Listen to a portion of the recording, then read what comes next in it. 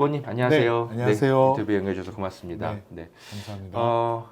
의원님 뭐 활약은 언론에서 많이 다뤄지고 있지만 또 저희 또 시민들의 관점에서 네. 또 의원님께 여쭤보고 싶은 것들이 사실 많았는데 오늘 이렇게 네. 귀한 시간 내주셔서 고맙습니다. 네, 고맙습니다. 민주당 법사위 네, 간사를 맡고 계시죠? 네, 국민의힘 그렇습니다. 상대로 정말 많은 보이지 않는 곳에서 네. 뭐 견제도 하고 설득도 하고 견인도 하고 뭐 굉장히 많은 활약을 하고 계실 것 네. 같습니다. 지금 한 3개월 조금 넘었죠? 그렇습니다. 네네. 뭐 겉으로 좀 드러나는 것 외에 좀 여러 애로사항도 많고 그러셨을 것 같은데 네. 좀 어떠십니까 요즘? 요즘 22대 법사위는 저는 정말 즐겁게 일하고 있습니다. 행복합니다. 왜냐하면 21대 때 제가 법사위에 계속 있었는데 그때 김도읍 위원장 아래에서 정말로 법무부라든가 뭐 질문하고 싶은 것도 질문도 못하고 거의 네. 법사위가 죽어 있었거든요.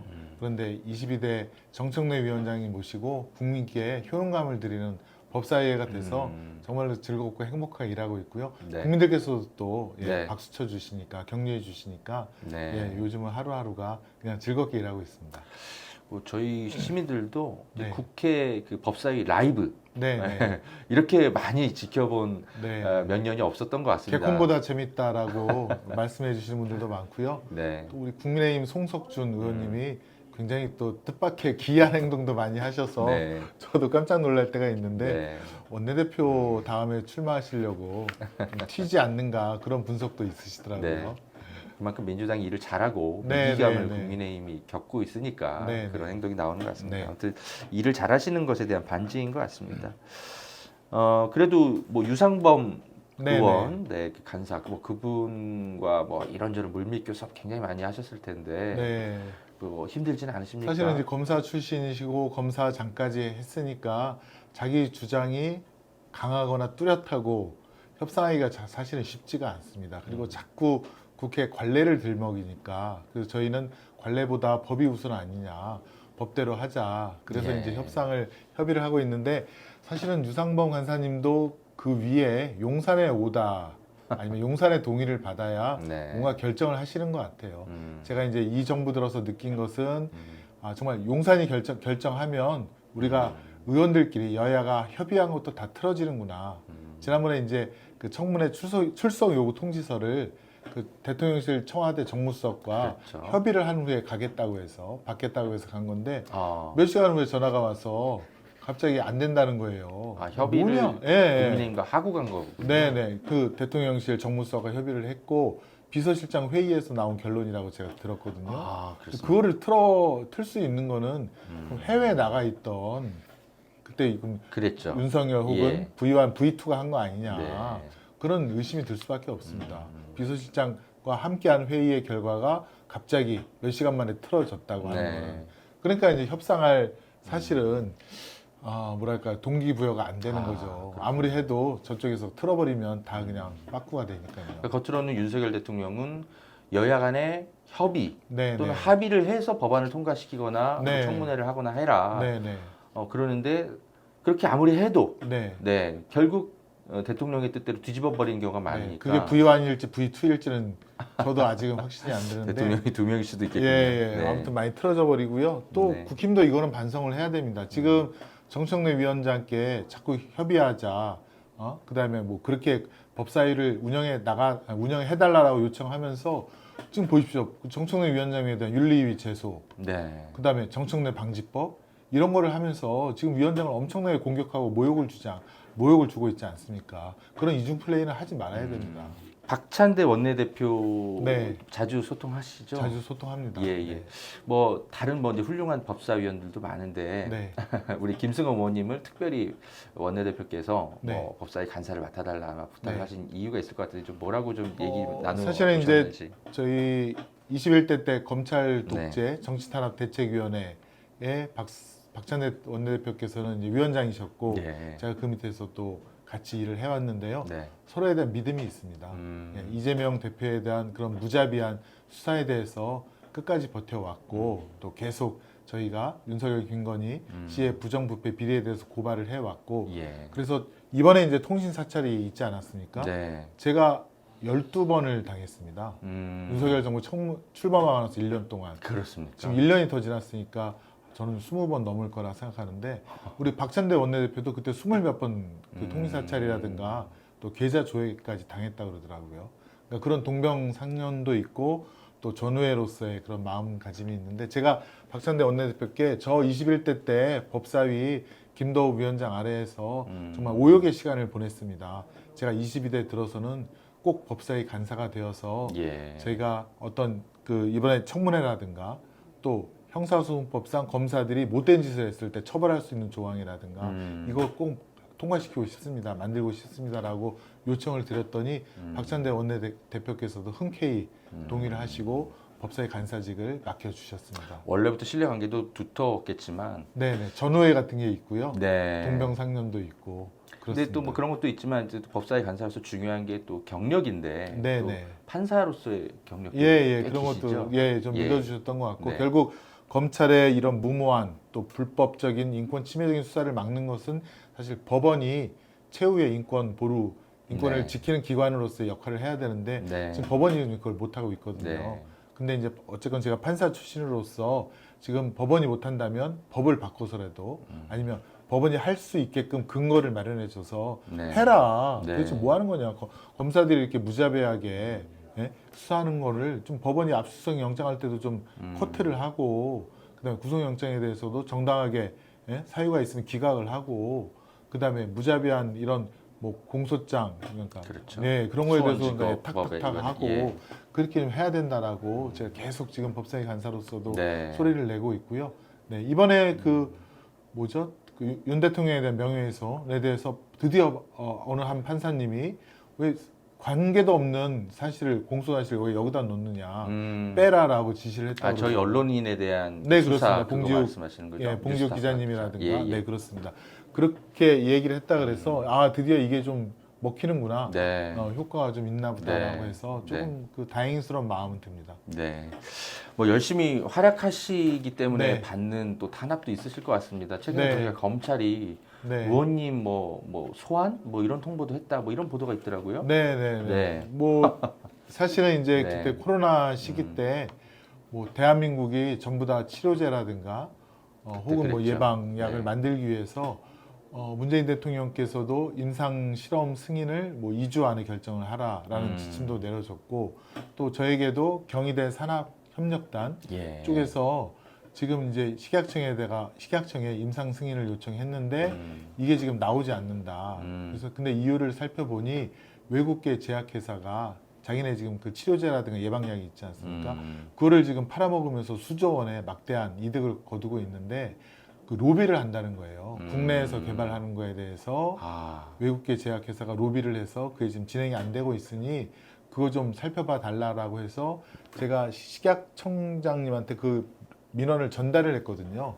제가 뭐 근데 법사위라서 그러니까 보건복지도 아니라 그냥 전달만 한 것 뿐이고 그 다음에 뭐 만난 적도 없고 뭐 어떤 압력을 가한 바가 없는데 그거를 갖다가 지금 3년이나 지나서 표적 수사 예 그걸 파고 있다는 겁니다. 제가 법사위 간사가 되고 네. 계속 윤석열, 김건희 비리에 대해서 고소고발하고 또 청문회를 통해서 순직해병 사건이라든가 검사 탄핵 이런 거를 하니까 그냥 저를 다시 한번 그 3년 전 일을 꺼내다가 예 한번 뭐 당연히 뭐 곧 보라고 오염이 하는 이제 확인이 되겠지만 정말 네.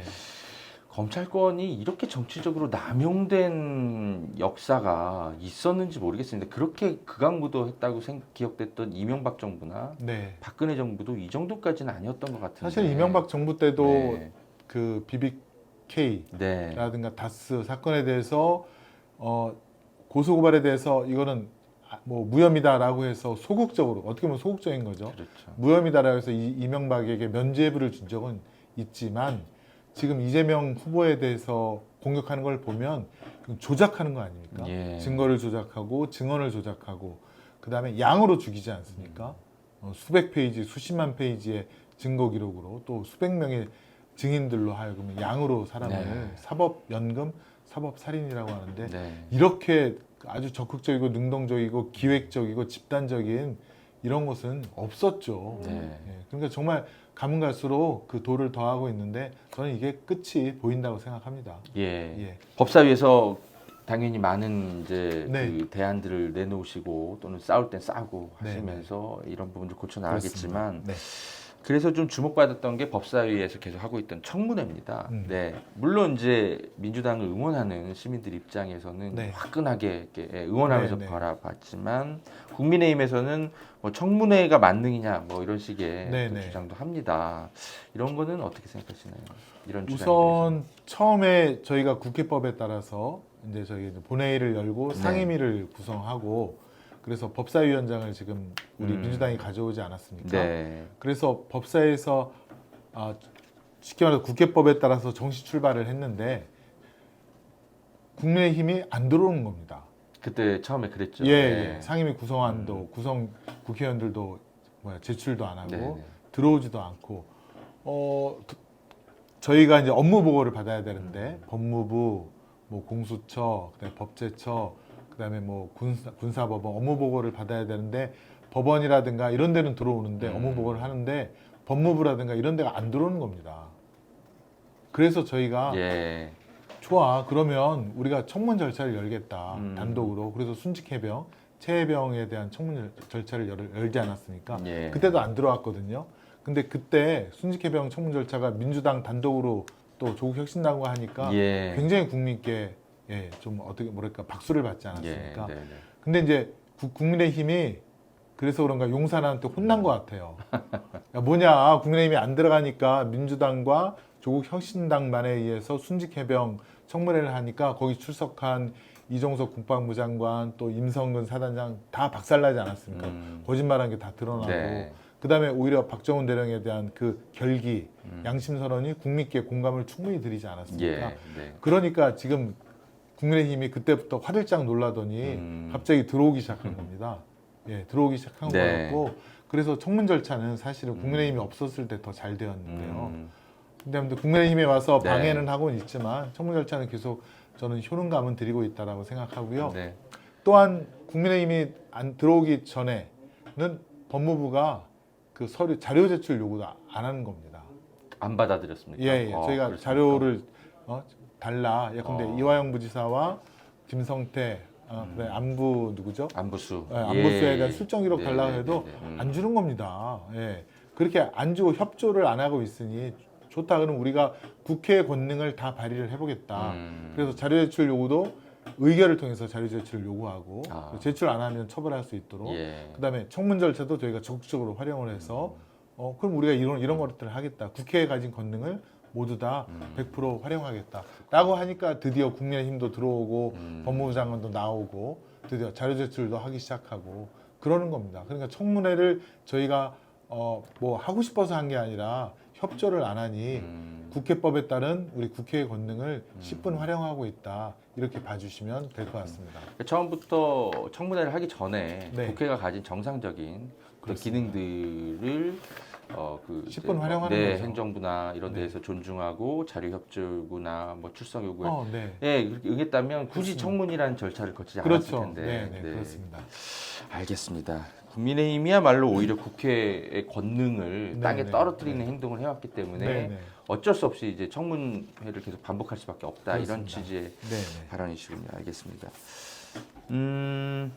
국회에서 이제 검사 탄핵 소추안, 네, 네, 네. 지금 이제 본회의에서 이제 청문 절차를 거치는 그 안이 통과가 된 거죠. 네, 네. 그래서 지금 검사 4명이 곧 청문회 앞두고 있는데 김영철 검사 건부터 먼저 네, 네. 청문회가 진행되죠. 그렇습니다. 네네네. 근데 검사들 아무도 뭐 출석 안 할 거다 뭐 이런 식으로 네, 언론 네. 보도는 나오더라고요. 어떻게 네, 좀 네. 돌파구가 있을까요? 어떻게 또 맥 빠진 청문회가 되는 거 아니냐 이런 네, 우려도 뭐 있습니다. 일단은 김영철 검사에 대해서는 그 자료는 풍부합니다. 장시호 씨 녹취록도 있고요. 사실 저희 뉴탐사에서 다 그러시죠? 많이 취재를 했기 때문에 네. 제가 유튜브로도 자료는 많이, 풍부합니다. 네, 맞습니다. 유튜브로도 많이 네. 보고 또 네. 쇼츠라고 하죠. 네, 네. 핵심적인 내용을 정리해 네, 네. 주신 것도 잘 듣고 있고요. 또 계속 취재를 해 주셔서 네. 계속 진실에 접근해 주셔서 그 점은 정말로 네. 뉴탐사 우리 허재영 기자님께 감사를 네, 드리고요. 네, 네, 네. 안 나와도 자료가 충분하다. 그리고 안 나오면 근데 이 지금 김영철 검사에 대해서는 투 트랙인데요. 네. 첫 번째는 증거 조작. 두 번째는 그렇죠. 부실 수사. 네. 투 트랙 중에 우리 자료도 충분하고 그다음에 네가 네. 김은세 검사 안 나와도 예. 진실을 말해줄 증언들 네. 증인들 많다. 네. 그런데 그래도 안 나오면 우리는 이제 국정조사라든가 그렇죠. 특검법으로 갈 수밖에 없다. 네. 그러니 빨리 나와서 본인의 입장을 소명하는 해명을 게 하시면 되는 거잖아요. 해명을 하는 게 더 그렇죠? 유리할 예. 것이다라는 사인을 네. 계속 주고 있습니다. 네. 그러니까 청문회라는 게 뭐 어떤 방향을 두고 이렇게 추진하는 거라기보단 네. 이게 탄핵 소추안을 이제 제기를 하고 그렇습니다. 있으니까 그것이 옳으냐 그르냐를 법사위에서 네. 청문회를 열어보는 거잖아요. 네, 네. 그렇죠? 근데 그렇습니다. 그렇기 때문에 김영철 검사가 정말 억울하면 네. 나와서 적극 해명을 하고 네. 법무부에서도 네, 네, 그렇습니다. 검찰청에서도 맞습니다. 우리가 지금 해야죠. 맞습니다. 김영철 검사에 대한 탄핵을 결정한 게 아닙니다. 네. 지금 국회에서 이런 탄핵 의결이 있으니 관할 네. 상임위인 담당 상임위인 법사위에서 그 탄핵 사유가 있는지를 조사하라는 거 아닙니까? 예. 조사시킵니다. 네. 어떻게 보면 이제 검찰에서 수사하는 것과 똑같은 거거든요. 네. 그러면 검사들은 수사하는 대상이 안 나오면 영장 청구하지 않습니까? 네. 체포영장 청구해서 막 잡아들이지 않습니까? 그렇다면 네. 본인들도 우리가 뭐 영장 청구는 안 하지만 와서 해명을 해라. 네. 예, 어떤 사정이 있는지 그래야 국민들께서도 그 사실을 더 판단을 더 정확하게 하실 거 네. 아니냐. 네. 예, 그런 말씀을 꼭 드리고 싶습니다. 네. 알겠습니다. 이게 가끔 그 검찰이 되게 그 국민들을 좀 우롱한다라는 생각이 들 때가 있는 게 자꾸 뭐 사법 질서를 뭐 방해한다 뭐 이런 네. 취지로 자꾸 이야기를 합니다. 검사 네, 탄핵이. 네, 네, 네. 근데 검찰청은 엄연히 법무부 소속이고 그렇습니다. 사법부의 일부 기능을 하고 있지만 네. 근데 엄연히 행정부 예, 공무원이죠. 행정부 공무원이잖아요. 예. 다른 공무원과 똑같은 신분이기 그렇습니다. 때문에 네. 어떤 입법부의 네. 견제와 감시 거기 가서 설명을 해야 될 의무가 있는 것인데 그렇습니다. 마치 자신들이 무슨 사법부의 무슨 판사인 네, 것처럼 네, 그렇습니다. 판검사 그런 자꾸 이름들을 이렇게 부르니까 네, 네. 그러니까 국민들 우롱한다는 생각이 그렇습니다. 많이 듭니다. 원래 약간의 준사법기관의 그런 의미를 부여한 것은 검사가 그래도 인신을 다루기 때문에 더 독립적이고 중립적으로 하라는 취지에서 한 건데 네. 지금 정치 검사들은 그렇지 않기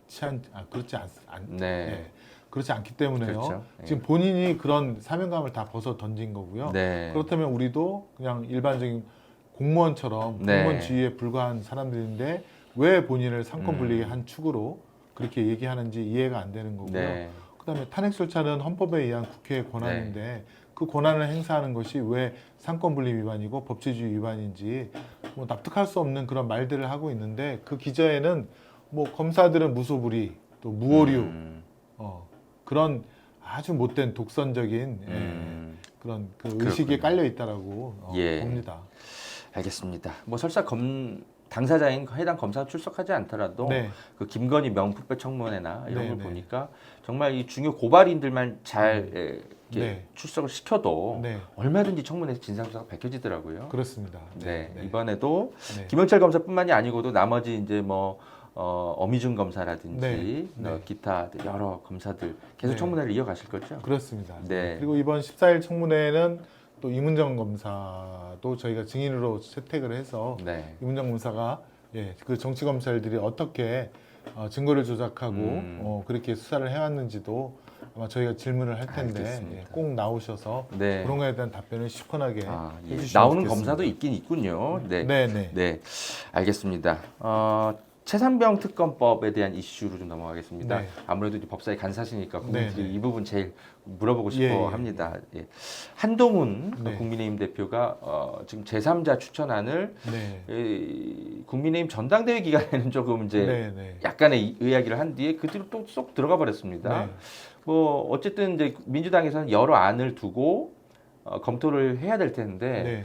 어떻게 그 이후로 뭐 국민의힘 뭐 간사가 됐든 뭐 그 좀 얘기가 좀 진정되는 게 있습니까? 아니면 네. 그들의 역시 또 그냥 언론 플레이였습니까? 네, 사실은 한동훈 지금 대표죠. 네. 대표의 이런 그 특검 법안은 사실 이제 원내에서 이제 대표님이나 수석들이 이제 다룰 일이라 네. 저는 뭐 자세히는 알지 못하지만 한동훈 대표가 제안했던 그 대법원장 추천 특검이 과거에 실패했던 사례가 있지 않았습니까? 그게 이제 BBK 특검이었고 그때 BBK 특검 검사를 네네 대법원장이 네네 임명을 했는데 그랬군요. 결국은 이명박 전 대통령에게 면죄부만 준 거 아니겠습니까? 그렇죠. 그리고 10년 후에 진실이 그렇지 않다는 것이 예. 진실이 밝혀진 거 아니겠습니까? 대법원장이 했다고 해서 그것이 중립적이고 뭐 그런 특검은 아니라고 보고 결국에는 윤석열 지금 현 대통령이 네. 예전에 최순실 박근혜 특검을 하고 나서 백서에 썼듯이 대통령과 관련된 수사를 다루는 특검은 대통령, 법무부 장관 혹은 여당과는 독립된 곳에서 기관이 추천을 해야 되고 그래야 그 특검이 제대로 할 수 있다라는 그 백서의 내용 그대로 실천을 해야 된다. 예. 그러니까 야당 추천의 특검안을 좀 한동훈 대표가 받아들였으면 좋겠고요. 네, 네. 아니면 빨리 아니라도 제3 아니라도 좀 냈으면 좋겠습니다. 지금 아무것도 안 하니까 시간만 흘러가고 있고 그래서 오늘 저희가 또 다시 특검법안을 또 제출할 예정입니다. 아 그렇군요. 예. 네. 그러니까 한동훈의 어떤 시간 끌기 전략에 말려들 생각이 전혀 없다. 그렇습니다. 이런 그래서 의지도 오늘 있네요. 당장 저희는 특검법안을 예, 낼 예, 예정이고요. 예. 한동훈 대표도 어떤 제3 특검법안을 빨리 내서 동참하기를 촉구합니다. 전당대회 기간에는 그래도 제법 진전된 안을 뭔가 네. 좀 이야기하는 것 같았는데 네. 대표가 되더니 아예 그냥 얘기가 쏙 들어갔군요. 네, 역시 내부에 아예 용산의 없었습니다. 눈치를 보는 게 아닌가 예. 그런 생각이 또 듭니다. 최근에 또 회동도 있었죠. 한동훈 네, 변호사님. 네, 네, 네. 네, 뭔가 거래가 있었던 것 같은데 알겠습니다. 어쨌든 뭐 국회에 물론 뭐 특검법 통과를 저희가 응원하면서 맡겨두고 있지만 저희 시민들도 함께 네. 국회를 응원하면서 그걸 네. 함께 통과되기 위해서 저희 시민들도 함께 움직여야 되겠다는 네, 생각도 네, 고맙습니다. 드네요. 네. 네, 네, 네. 알겠습니다. 김성태 대북송금 네, 사건인데 이게 이제 뭐 이재명의 뭐 방북 조작 사건, 방북 네, 사건 네, 뭐 이런 네. 걸로 지금 검찰이 프레임으로 몰아가고 있습니다. 최근에 이제 이 사건도 거의 좀 조작이 많이 네, 드러나고 네. 있고 많이 저희 드러나고 뉴탐사에서 있습니다. 많이 취재했습니다만 거기에다가 이제 또 최근에 언론인 통신 사찰 뭐 이런 네. 것들 이제 검찰이 개혁해야 될 이슈가 너무나 끝도 없이 쏟아집니다. 네. 이 어쨌든 뭐 근본적인 어떤 검찰 제도, 우리 사법 제도의 개혁, 네, 이런 것들을 민주당의 국민들이 함께 요구하고 있는데요. 좀 네. 어떤 보관을 가지고 또 근본적인 사법 제도의 검찰권의 수정, 완전히 또는 폐지, 네, 어떻게 좀 네, 고민하고 검찰은 일단 수사권을 뺏어야 될 것 같습니다. 네. 도저히 묵과할 수 없는 그 단계는 이미 벗어났다고 보고요. 우리 재헌 헌법 그다음에 우리 재헌 헌법을 만드신 분들이 기초했듯이 검찰은 인권 보호 기관으로서 기소권 부분을 담당하고 수사는 다른 기관에 맡기는 것이 분리시키는 것이 재헌 헌법자들의 그러니까 그분들의 네. 생각이었는데 다시 거기로 돌아가야 된다라고 생각이 되고요. 왜 그러냐면 이 쌍방울 대북 송금 사건은 제가 민주당 법률위원장으로 있을 때 그 내용을 들여다봤는데 이거는 도저히 뭐 이재명 대표님과는 상관도 없고 이거는 기소할 수 없는 사건이라고 저희는 판단을 했습니다. 근데 이걸 조작해서 그걸 만들지 않습니까? 세상에 김성태 회장이 그 주가 조작을 위해서 했던 일들을 이재명 대표의 방북으로 이렇게 방북 대가로 조작해버리지 않습니까? 이건 도저히 그대로 둘 수 없다. 일반인도 아니고 이제 판사 출신이다 보니까 네네. 이게 기소가 가능한지 여부도 사실은 어느 정도는 어느 정도가 아니고 누구보다 네, 네, 가장 이렇게 추측이 가능하실 텐데 그럼요. 네네. 이게 기소까지 됐다는 게 좀 어처구니가 없으셨겠네요. 맞습니다. 네. 네네. 네. 저희도 뭐 여러 그 내용들을 좀 네네. 폭로를 하고 네. 최근에 이제 김성태의 주가 조작 이 정황들을 네. 구체적으로 살펴봤던 이제 검찰 내부의 수사 보고서까지 저희가 입수해서 며칠 전에 폭로를 했는데 네, 제가 그게 유튜브에서 봤습니다. 2022년 8월, 9월 달부터 수사가 들어가서 네네. 굉장히 깊이 파헤쳤더라고요. 네네. 네. 그런 판단을 하고 있었던 검찰이 갑자기 2023년 초부터 이거를 네, 네. 이재명의 방북 사건으로 네네. 프레임을 전환했단 말이죠. 그렇습니다. 그 보도는 좀 어떻게 보셨습니까? 거기 주인검사 도장까지 딱 찍혀져 있던 보고서가 있고 김성태 회장이 나노스를 통한 주가 조작 딱 그렇게 완전히 네. 정해놨더라고요. 예. 근데 수사팀이 바뀌어지면서 네. 갑자기 프레임이 확 바뀌지 않았습니까? 근데 사실은 범죄는 결국은 수익이 누구에게 돌아가느냐가 그것만 보면 되는데 네. 김성태 회장은 그 주가 조작으로 인한 한 주식 1,000억 원 정도 수익을 낸 수익을 것으로 통해서 추정되고 있습니다. 그걸 또 담보로 또 대출까지 예, 받아서 그렇죠. 그런 불법 수익을 누렸는데 이재명 대표가 누린 게 뭐가 있습니까? 네. 또 이재명 대표가 방북이라든가 이것을 할 수 있는 위치도 아니지 네. 않습니까? 그때 실제로 초청 의사가 네. 있었고요, 북한이. 네, 그 네. 당시에 이제 문재인 정부의 이제 남북 이제 어떤 교류 그렇습니다. 사업으로 네. 방북을 시도하는 게 불법도 아니고 오히려 네. 권장되던 사회 분위기였기 네, 네, 때문에 네. 전혀 이상할 게 없는데 네. 아무튼 그런 식의 이제 프레임을 씌워가지고 네, 네. 뭔가 2023년 이후부터 사건 자체가 완전히 뒤바뀐 것 네, 같은데 네, 이 네. 과정에 대해서는 아무튼 청문회가 곧 예정돼 있으니까 네, 진상이 네, 정확하게 네. 밝혀져야 될 것 같습니다. 네, 그렇습니다. 예, 저희도 요구하시면 네, 네. 저희가 갖고 있는 모든 자료들 국회에 공익 제보하도록 하겠습니다. 네, 감사합니다. 네.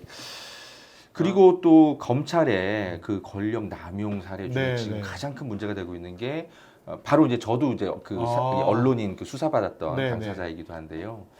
저와 관련된 모든 그 정치인이나 일반 시민들 심지어 뭐 저희 뭐 8순이 넘은 우리 아버지까지도 다 통신 사찰 당했더라고요. 네네. 네네. 지금 제가 개인적으로 추산하기로는 3,000명은 가장 최소 단위고요. 훨씬 넘죠. 네네. 10,000명 이상인 것 같습니다. 왜냐하면 네. 기자들이 기본적으로 10년 정도 기자 생활을 하면 휴대폰에 기본적으로 한 1,000명 정도씩은 네. 연락처나 그 기간에 해당 기간 네, 내 전후로 해서 뭐 몇 개월간 적어도 한 1,000명 정도는 대화를 하거든요. 그러시죠. 그런데 이번에 입건돼서 수사받고 있는 네, 기자가 네. 10명 정도 수준이에요. 네, 네. 단순 합산만 해도 10,000명입니다. 그렇습니다. 그렇기 때문에 3,000명은 훨씬 뛰어넘는 것 같습니다. 네, 근데 민주당 정치인과 보좌관들도 거의 뭐 100명 이상 네, 네. 사찰당한 것으로 나오던데요. 140명. 네. 이 사안도 국회에서 진상 뭐 국정조사가 보듯 뭔가 해야 된다는 목소리가 나올 것 같습니다. 어떻습니까? 그렇습니다. 사실은 제가 2023년 5월 30일에 제 휴대전화 통신 사찰을 얼마나 했는지 LG에다가 한번 제 그 가입 통신회사한테 요청을 했더니 12번이 나오더라고요. 12번. 그러니까 윤석열 정권이 2022년 5월 달에 임기를 시작해서 한 달이 지난 후부터 제 거를 털기 시작했더라고요. 그러니까 2022년 6월 달부터. 그리고 나서 딱 1년 되는 그 해까지 꼭 12군데 서울중앙지검 또 뭐 경찰청 네. 서울 서부지검 또 수원지검 충북경찰서는 왜 했는지는 모르겠어요. 그렇게 12번을 저는 당했는데 그 다음부터는 그냥 에이 그래 해라 하고서 이제 관심을 끊었다가 이번에 이제 법을 바꿔서 네. 이건 이제 요청을 하지 않아도 문자로 통보를 하게끔 법을 저희가 바꾸지 않았습니까? 예. 그랬더니 이번에 8월 달에 저에게도 문자가 왔고 또 수원에 닭백숙을 하는 저희 친구한테도 문자가 온 거예요. 아 그렇습니까? 네, 이게 도대체 그분들이 뭐냐? 언론인 이번 윤석열 보도랑 무슨 관계가 있다고? 아니 그러니까요. 그러니까 처음에 예컨대 허재영 기자님, 네, 그다음에 거기 뭐 봉지욱 기자님, 네, 또 신앙님, 다 대표님, 그런 예, 김만배 처음에 이분들을 다 뒤졌을 거 아닙니까? 그랬겠죠. 그래서 거기서 통화 내역 예컨대 1,000개가 나왔다. 네, 그럼 1,000개에 대한 가입자 정보를 확인해서 또 그 번호 갖고 또 이 사람들이 누구랑 통화를 했는지 이게 1단계 하고 2단계 하고 네, 제 친구까지 나오려면 저는 3단계나 했다고 보여집니다. 그리고 그 문서 번호를 자세히 보시면 2024 87부터 그렇죠. 2024 100 116, 몇 번까지 있죠. 117 맞습니다. 그 세 가지 예. 문서가 주로 있던데 그다음에 그 회신 전화번호가 9개가 나옵니다. 02530에 뭐로 해서 중앙지검 9군데 회신 전화번호가 나오는데 저는 3개 검사실 이상이 털었다라고 보여집니다. 통화 기록 예컨대 1,000개가 나오면 뭐 한 300개는 예. A 검사실, 또 300개는 B 검사실 이런 식으로 나눠서 거기서 또 턴 거거든요. 그럼 이건 저는 거의 허재영 기자님이 사찰이라고 봐야 만 되죠. 개라고 보시는데 저는 한 10만 개 이상은 된 그럴 거예요. 수도 있겠습니다. 10만 개 이상, 수십만 개 된다고 봅니다. 예, 이 사실은 윤석열 정부 들어서 이 통신 사찰이 18만 건이 늘어났습니다. 18만 건이. 통신조회는 예전부터 수사 필요에 의해서 사실 법이 인정한 예, 그런 제도인데 시스템인데 사실 이것도 최소한도로 또 필요한 경우에만 최소한도로 하는 비례 원칙이 적용되는 거라 다 그 수준을 유지하다가 윤석열 정권 들어서 18만 건이 확 늘어가. 예. 그럼 당연히 언론인에 대한 탄압, 또 이재명 대표에 대한 탄압, 또 이재명 대표를 지키려고 하는 저와 같은 동지들에 대한 탄압, 또 가족들에 대한 탄압. 아까 응원하는 일반 시민들. 예. 아버지께서도 그런 사찰을 당하고 네. 응원하는 시민들에 대한 탄압이 무차별적으로 무자비하게 이루어졌다라고 보고 이건 반드시 일단은 첫 번째 법무부 장관 불러다가 또 검찰총장 불러다가 네. 예, 질의하고 또 국감이 이제 곧 오지 않습니까? 국감은 이제 선서를 하고 하는 거기 때문에 거짓말하면 위증죄 처벌받으니까 검찰총장, 서울중앙지검장 다 네. 불러다가 이건 꼭 밝혀야 될 것 같고요. 두 번째는 법률 개정할 거고요. 예. 또 필요하다면 이건 국정조사까지도 네. 예, 계속 해야 된다라고 보여집니다.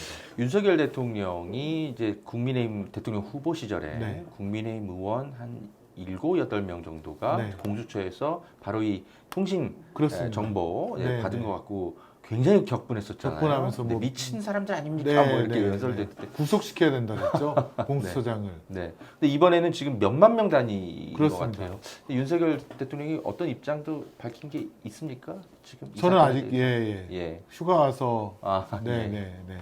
그런 이제 입장이 없고요. 공수처가 그때 한 게 뭐 몇백 개? 네. 예, 공수처는 1년에 해봤자 2천 네. 개도 안 됩니다. 네. 네. 근데 검찰은 지금 148만 개, 148만 네. 건이거든요. 뭐 비교할 수 없을 네. 정도로 많이 하죠. 근데 공수에 대해서 그거 했다고 그렇게 난리를 네. 폈는데 그렇다면 이거는 뭐 지금 서울중앙지검장 검사들 다 구속시켜야죠. 그 말대로 하면. 네. 그러니까 정당한 수사 목적이라면 뭐 네. 국민들이 이해를 하겠지만 이게 단일 사건, 특히 네. 명예훼손 사건을 가지고 이렇게까지 이렇게까지. 수만 명의 네. 통신 거의 사찰 수준의 정보를 조회했다는 거는 네. 이거는 뭐전 세계에서 이런 일이 맞습니다. 있는지 모르겠습니다. 네. 정상적인 수사도 아닌 게 그때 2024년 1월 2일은 네. 우리 이재명 대표께서 부산에서 피습을 당한 네. 끔찍한 일이 있었던 그때인데 그 직후 바로 네. 그 청구한 거 통신 사찰을 한 거 아닙니까? 그래서 1월 4일날 1월 5일날 받아봤다는 거고 저는 이게 혹시 국면 전환용으로 네. 근데 김만배 씨라든가 신앙님 음. 대표에 대한 뭐 이재명 대표님이라든가 아니면 민주당 국회의원들의 네. 그런 사찰 뭐 이렇게 통화 내역이 있었으면 그거 갖고도 엄청 또 언론 플레이 했을 겁니다. 예. 그 다음에 네. 통신 사찰을 하면 한 달 후에 네. 통보를 하도록 사찰 그렇죠. 대상 분들에게 네. 통보를 하도록 돼 있는데 그걸 7개월 동안 안 한 거 아닙니까? 이번에 그랬죠. 예. 만약에 법대로 했으면 1월 5일 날 사찰을 한 거니까 2월 달에 통보를 해야 되고 그러면 총선이 4월 10일 아닙니까? 총선 전에 이런 통신 사찰이 대대적으로 있었다는 게 만약에 밝혀졌으면 또 총선 전에 얼마나 또 난리가 났겠습니까? 또 국민의힘은 또 그것 때문에 굉장히 부담을 가졌을 네. 테고 네. 또 그런 정치적인 그런 부담감을 또 피하기 위해서 통신 사찰을 했다는 통보도 7개월이나 유예를 시키고 이게 정치적인 목적이 가진 수사 아니면 이게 뭐겠습니까? 네. 예. 국회에서 꼭 그 진상 네. 조사를 꼭 네. 해주셨으면 좋겠습니다. 네.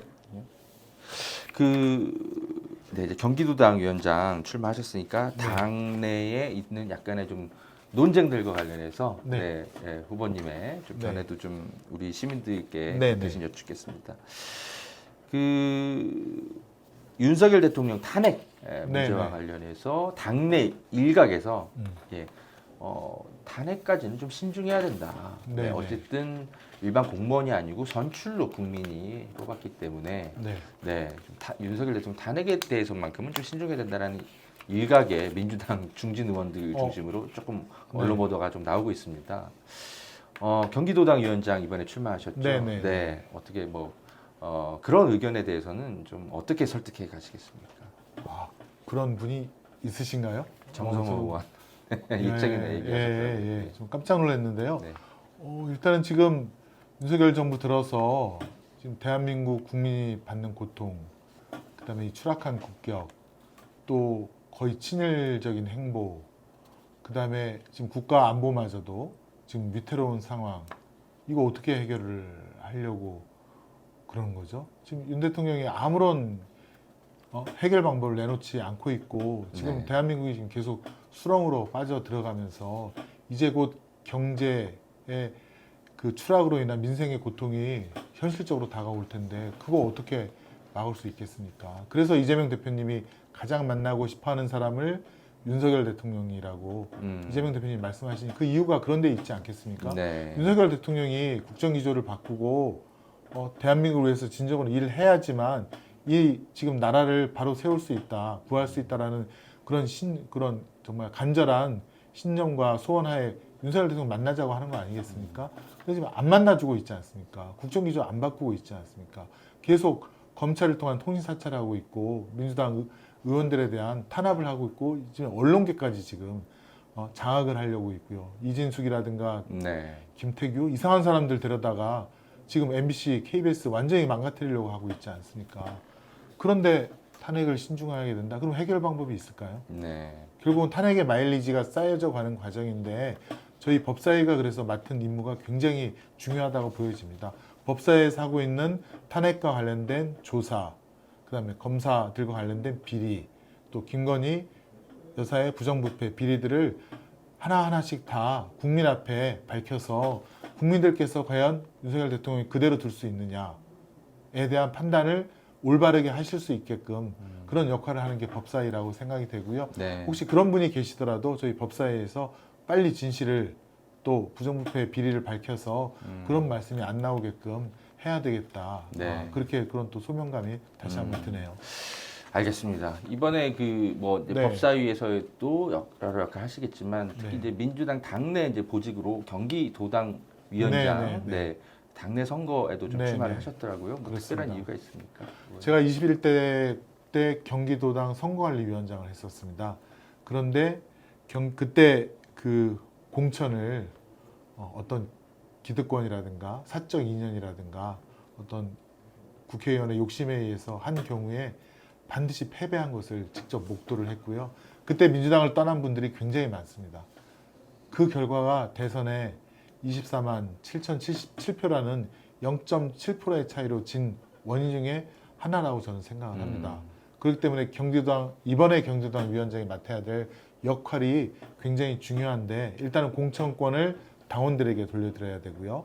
그다음에 공천이 공정하게 이루어질 수 있도록 해야 되고요. 그다음에 도당 위원장부터 모든 그런 어떤 사적 인연이라든가 그런 걸 다 내려놔야 되는데 그런 것에 있어서 저에게 주어진 소명이 있다라고 생각합니다. 판사 출신으로서 공정함이 몸에 배어 있고 또 당원 중심으로서의 그 경기도당을 만드는데 사명감을 가진 제가 꼭 해야겠다라는 생각을 갖고 있고요. 또 경기도가 지금 받고 있는 역차별이 있습니다. 경기도가 여러 가지 규제로 인해서 좀 묶여져 있는 것들이 많은데요. 수도권 정비법이라든가 접경 지역이라든가 또 한강 유역이라든가 네. 이중 삼중의 규제가 있는데 법사위 간사로서 경기도당 위원장과의 맡은 바 임무를 융합시켜서 경기도에 필요한 법안이라든가 정책을 이끌어 나가는데 또 한 몫을 충분히 감당을 하고 싶습니다. 네. 그래서 도당 고민을 오래 해오신 것 같네요. 예, 그렇습니다. 뭐 마침 또 그 최근에 이재명 전 대표 네네. 당대표 후보로 좀 유력시되고 있는데 네, 어떻게 뭐 최근에 좀 회동을 하신 것들이 좀 네, 알려져서 네, 네. 뭐 어떤 이야기를 나눴고 뭐 네. 어떻게 이렇게 만나시게 된 건지 좀 당원들이 궁금해할 것 같습니다. 네, 좀 사실은 설명 이제 현안 관련해서 이제 통신사찰 문제로 그러셨군요. 대표님도 당하셨고 저도 문서번호가 똑같더라고요. 2024-87 예. 같이 털었다는 건데요. 예. 그래서 그런 통신사찰에 대한 현안을 주로 말씀을 드렸고요.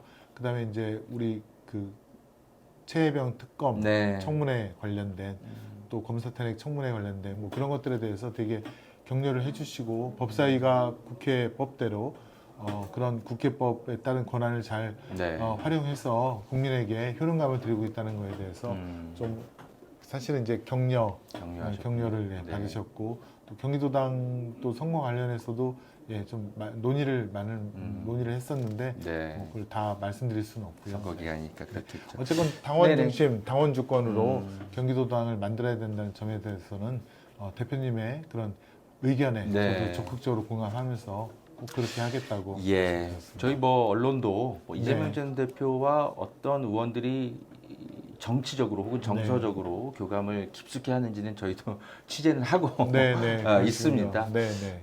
이재명 전 대표와 뭐 어떤 관계로 처음부터 이렇게 인연이 좀 시작됐나요? 최근에 가까워지신 건가요? 어떤 건가요?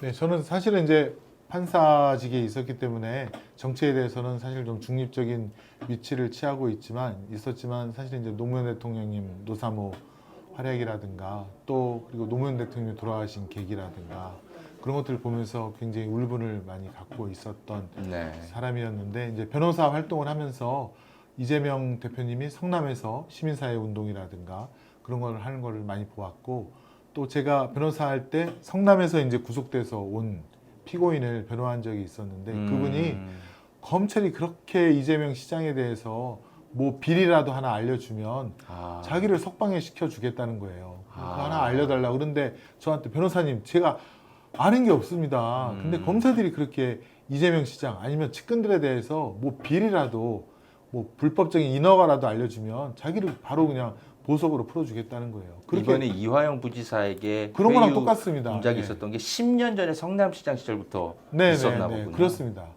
검찰에서도 그런 뭐 제가 듣기로는 박근혜 대통령이 하명을 했다고 그랬습니다. 이재명 잡아라. 그래서 지금 검찰에서 그렇게 털고 있다라고 그게 그 뭐죠? 나무 그 녹취록에도 나오지 않습니까? 그렇죠. 예, 이명박 때인가 그때 이재명 잡으라고 뭐 그랬던 예, 정영학 녹취록에 예, 나옵니다. 정영학 녹취록에 실제 나오지 그 대화가 않습니까? 있죠. 예, 이재명 잡으라고. 그래서 나무에게 막 맞습니다. 깜짝 놀라서 정영학이랑 예, 얘기했던 것들이 나오고 있지 않습니까? 뿐만 아니라 제가 이제 경기 경찰청 인권위원장을 해서 뭐 수사하는 파트라든가 또 정보 경찰과도 많이 이렇게 논의도 얘기도 많이 하고 친한데 그쪽 분들도 이재명 잡으라고 경찰마저도 이재명 잡으면 뭐 1계급 특진 시켜준다더라. 그래서 이재명 오늘 그냥 샅샅이 털었답니다. 10년 전에부터. 그때부터 예. 10년 전부터 계속 털었고 어느 한 분은 털다가 나오는 게 없으니까 그냥 이재명 대표님을 존경하게 됐다. 야 어떻게 이렇게까지 예. 깨끗한 정치인일 수 있냐. 그래서 본인은 이재명 대표 그 시장님의 팬이 됐다고 그러더라고요. 그렇게 하는 거 봐서는 그래서 저도 이재명 대표님을 정말 속으로 존경하게 됐고 그다음에 이제 21대 국회에 들어와서 이재명 대표님을 지키는 검찰 독재 정치 탄압 대책위원회 예. 한 일원으로서 그래서 더 열심히 싸워왔던 것 같고요. 또 이재명 대표님 대선 뛸 때 현안 대응 TF 그때 이제 박찬대, 김병기 그다음에 저 그렇게 정말 열심히 뛰었죠. 네. 이번에 김조 네. 정무부실장이 그렇죠. 그런 얘기도 하지 않았습니까? 정말 수십 건을 저희가 그러니까 고발 인터뷰도 하고 형사 고소도 하고 정말 원 없이 싸웠습니다. 그렇군요. 굉장히 오래 전부터 신뢰관계가 네네. 쌓여온 관계군요. 그렇습니다. 네, 네, 네, 네. 알겠습니다. 이재명 전 대표가 참 단순히 그냥 뭐 언론이 분석하는 것처럼 무슨 네. 팬덤 뭐 이런 거라기보다는 네. 오랫동안 쌓여온 네. 어떤 정치적 어떤 네. 결과물들에 대한 네. 시민들의 신뢰 그렇습니다. 이런 것들이라고 저희는 보고 있는데 네네. 뭐 맞습니다. 가까이서 지켜보시기에도 비슷한 네, 첫 번째는 관찰이라고 청렴함. 하네요. 예. 청렴함. 근데 두 번째는 실력, 효능감. 와, 진짜 정치를 저렇게 잘하시네. 네, 그건 효능감. 네. 세 번째는 거기다가 그 인생 스토리까지 네. 소년공의 꿈. 야, 저러면은 사실은 변호사 하면서 돈 많이 벌고 편하게 살고 싶은데 노무현 대통령처럼 어떻게 보면 같은 고난의 길을 길을 걸으셨죠. 걸은 거 예, 아닙니까? 예. 거기에 대한 인간적인 네. 존경심 이런 것들이 다 어우러져서 우리의 정말 그 리더 지도자가 되신 거죠. 그렇군요. 알겠습니다. 이런 질문 한번 드려볼게요. 예. 뭔가 어떤 당에서 중요한 네. 직책을 맡고 있으면 네, 당 대표를 잘 지킬 줄 알았는데 네. 사실 지난 국회에서 의외로 뭐 검찰의 체포동의안이 이제 국회에 제출되면 당 대표를 지키는데 앞장서기보다 오히려 체포동의안 처리에 동의한 의원들이 수십 명이 나오고, 네, 네. 근데 누군지 이야기는 안 하고 그래서 당원들이 깜짝 놀라서 네, 네. 색출 노력까지도 하는 막 그런 네, 해프닝도 네, 있었는데 네, 네. 이번 국회에서 다시 한번 그런 일이 혹시 검찰은 또 할 수도 있거든요. 그때 네. 어떻게 하시겠습니까? 21대와 22대는 정말 다른 것 같습니다. 21대는 저는 검찰개혁, 언론개혁 할 때 외로웠거든요. 제가 조선일보 고발하고 열심히 싸울 때 뒤에서 김의원 그거 안 돼. 김의원만 다쳐. 안 되는 일이야. 라고 하신 분들. 있었군요. 또 네, 그때도 어떻게 보면 등에서 네. 이제 칼을 꽂는 분들이 계셨는데 그래도 조선일보가 불법으로 받은 그 45억 보조금 국고로 환수시켜 놓지 않았습니까? 예, 그때 그다음에 예. 가짜뉴스에 대한 징벌적 손해배상 사실 매출액에 따라서 그렇죠. 징벌적 손해배상금을 저희가 부과하려고 했거든요. 조선일보가 가짜 뉴스를 많이 하니까 폐간시킬 정도의 네. 그런 징벌적 손해배상을 물리게끔 해놨는데 그거 국회 본회의에 못 올리지 않았습니까? 그랬죠. 그래서 제가 GS지지라는 분노를 페이북에다가 표출하기도 했는데 22대 들어오니까 당원들에 의해서 뽑힌 분들이 많이 오셨더라고요. 국회의원이 개혁이 되셨어요. 많이 됐죠. 예, 이번에. 그런 분들은 저와 똑같은 개혁 마인드를 갖고 계시고 저와 함께 해주시더라고요. 좀 너무 든든하고 22대 국회 때는 뭔가 할 수 있겠다라는 네.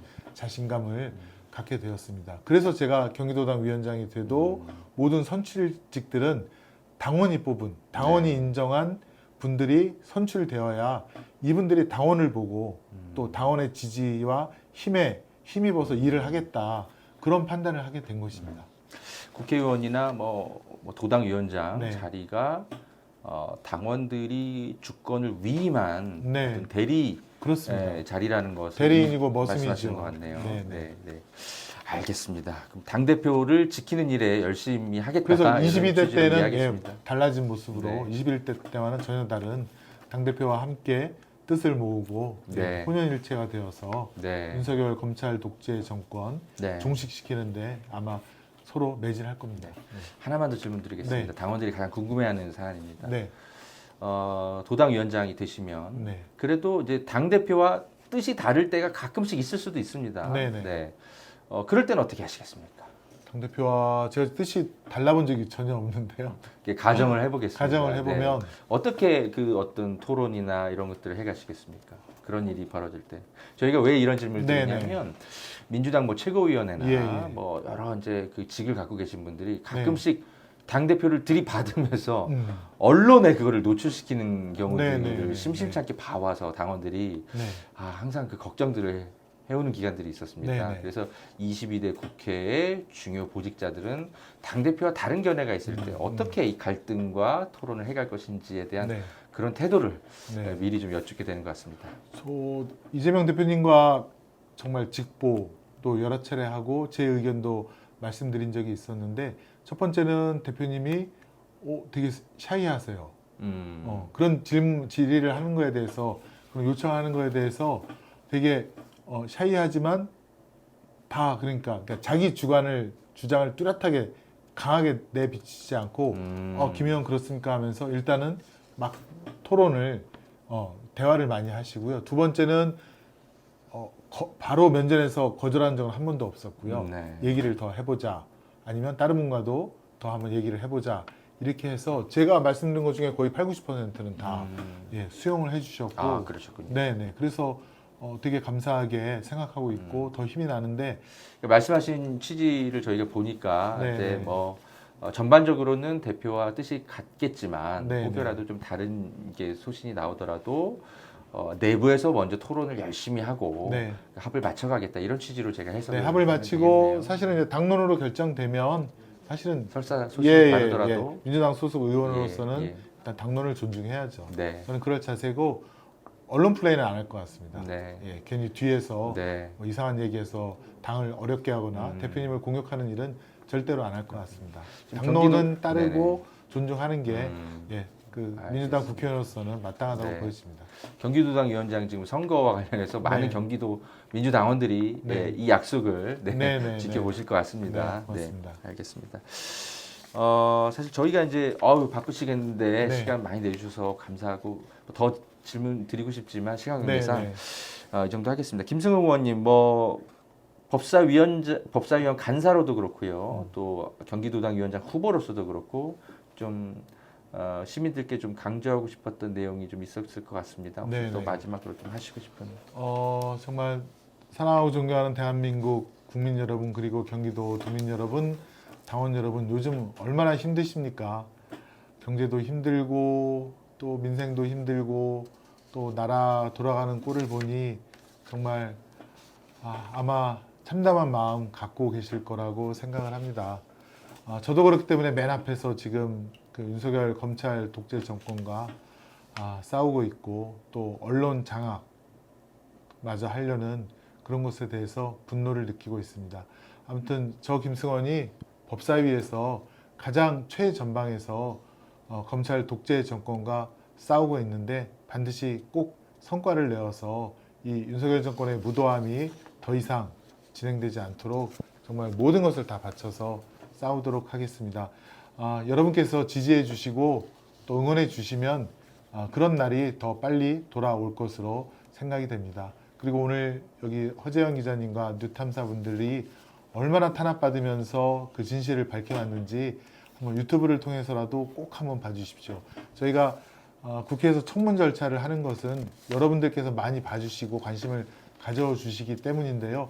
그런 소스도 그런 자료도 다 이런 기자분들이 기자 정신을 발휘해서 취재한 그 노력의 결과임을 여러분 좀 잊지 말아 주시고, 제가 꼭 22대 때는 미디어 바우처법을 꼭 통과시키겠습니다. 미디어 바우처법은 여러분이 받은 바우처를 이런 기자분들께 드림으로써 정부 광고 1년에 1조 원이 이런 조선일보 같은 그런 데 가지 않고 이런 정말 공정하고 또 유용하고 또 정직한 언론 또 유튜버 분들께 드릴 수 있는 거거든요. 꼭 미디어 바우처법 통과시켜서 이런 분들이 여러분의 눈과 귀가 되어서 대한민국을 올바르고 또 맑고 청정하게 그렇게 만들 수 있도록 꼭 하겠습니다. 여러분 도와주십시오. 고맙습니다. 네, 인터뷰 응해 주셔서 네네, 고맙습니다. 고맙습니다. 네.